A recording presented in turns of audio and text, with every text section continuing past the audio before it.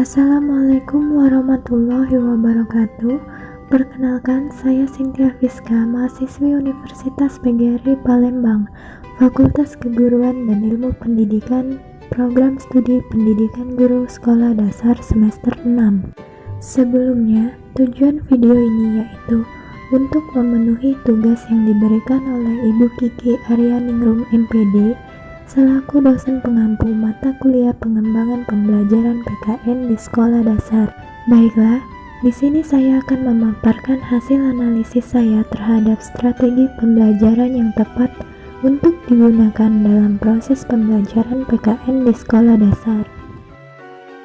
Di sini saya menganalisis pada kelas 1 dan terfokus pada tema 3 kegiatanku, di mana di dalamnya terdapat berbagai macam kebiasaan dalam melakukan aktivitas ataupun kegiatan sehari-hari, mulai dari pagi hingga malam hari.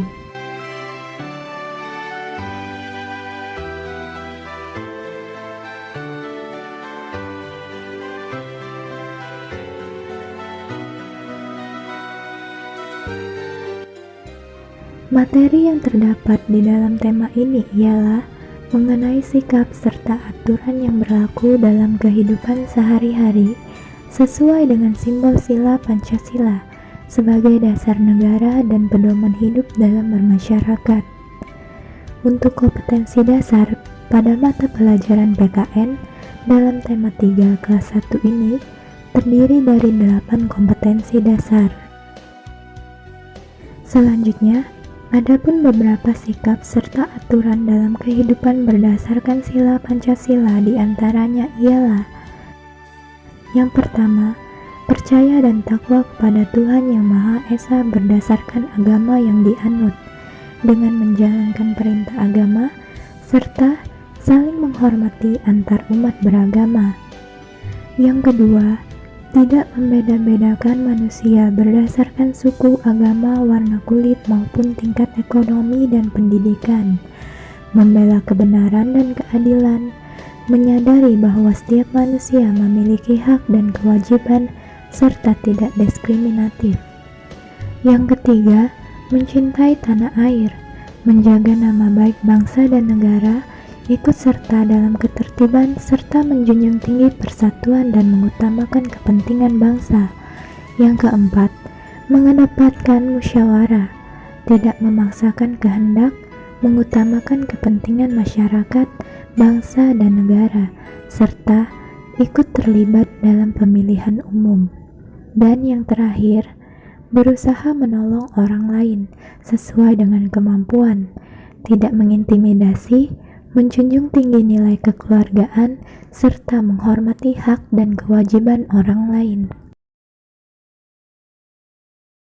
Baiklah, selanjutnya yaitu pembahasan mengenai strategi yang dapat digunakan dalam pembelajaran PKN di sekolah dasar, di mana strategi sendiri merupakan suatu prosedur yang digunakan oleh guru dalam proses pembelajaran sebagai sarana untuk mencapai pembelajaran yang telah ditetapkan. Adapun beberapa strategi yang dapat digunakan dalam pembelajaran PKN di sekolah dasar, di antaranya membaca buku ajar, mencari informasi, pengalaman penting, melihat kejadian sebenarnya, jigsaw, curah gagasan, diskusi kelompok, adu argumen, debat aktif, bermain peran, mengomentari poster gambar, serta peta konsep.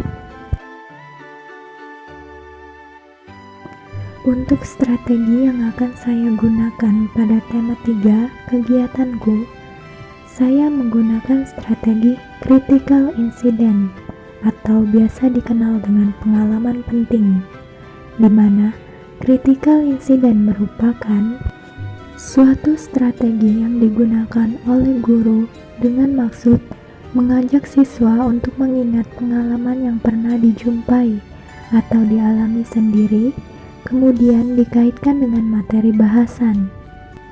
Strategi ini digunakan ketika memulai pembelajaran dengan tujuan untuk melibatkan siswa dan siswi sejak awal dengan meminta mereka mengungkapkan pengalaman-pengalamannya juga digunakan bila tujuan pembelajarannya mengajarkan siswa dan siswi untuk berempati atau merasakan apa yang dirasakan oleh orang lain. Maka dari itu, menurut saya strategi ini cocok untuk diterapkan, di mana pada saat proses pembelajaran, guru dapat mengaitkan antara tema kegiatanku berdasarkan dengan pengalaman siswa ataupun kebiasaan yang dilakukan siswa dalam melakukan kegiatan keseharian dari pagi hingga malam hari. Adapun beberapa langkah-langkah dalam strategi critical incident diantaranya ialah: yang pertama, mintalah siswa dan siswi untuk mengingat kembali masa lalu mereka yang paling mengesankan, baik yang menyenangkan atau tidak menyenangkan. Yang kedua, mintalah siswa dan siswi untuk menceritakan pengalaman, masalah yang terjadi, dan solusi yang telah dilakukannya. Yang ketiga, bahas kembali apa yang telah diceritakannya. Dan yang terakhir, ambil pelajaran dari pengalaman tersebut. Selanjutnya, dalam strategi critical incident, terdapat beberapa kelebihan, diantaranya meningkatkan kesadaran akan rasa percaya diri. Yang kedua, meningkatkan kemampuan berkomunikasi, perencanaan, dan pemecahan masalah. Yang ketiga, menumbuhkan dan meningkatkan kemampuan untuk menghadapi situasi yang buruk. Yang keempat, menumbuhkan dan meningkatkan rasa percaya antar sesama anggota kelompok. Yang kelima, menumbuhkan dan meningkatkan semangat kerjasama, kemampuan untuk berkompromi. Yang keenam, menumbuhkan dan meningkatkan komitmen dan tanggung jawab. Serta yang terakhir, untuk menumbuhkan dan meningkatkan kemauan untuk member dan menerima bantuan. Di antara banyaknya kelebihan dari strategi critical incident, di sini juga terdapat kelemahan. Kelemahannya ialah sulit dimengerti sehingga masih sedikit yang mengaplikasikan strategi pembelajaran ini. Baiklah, saya rasa cukup pemaparan hasil analisis yang telah saya buat. Saya akhiri pemaparan saya dengan video kali ini. Semoga dapat bermanfaat bagi kita semua.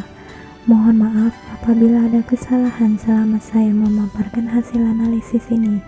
Terima kasih. Wassalamualaikum warahmatullahi wabarakatuh.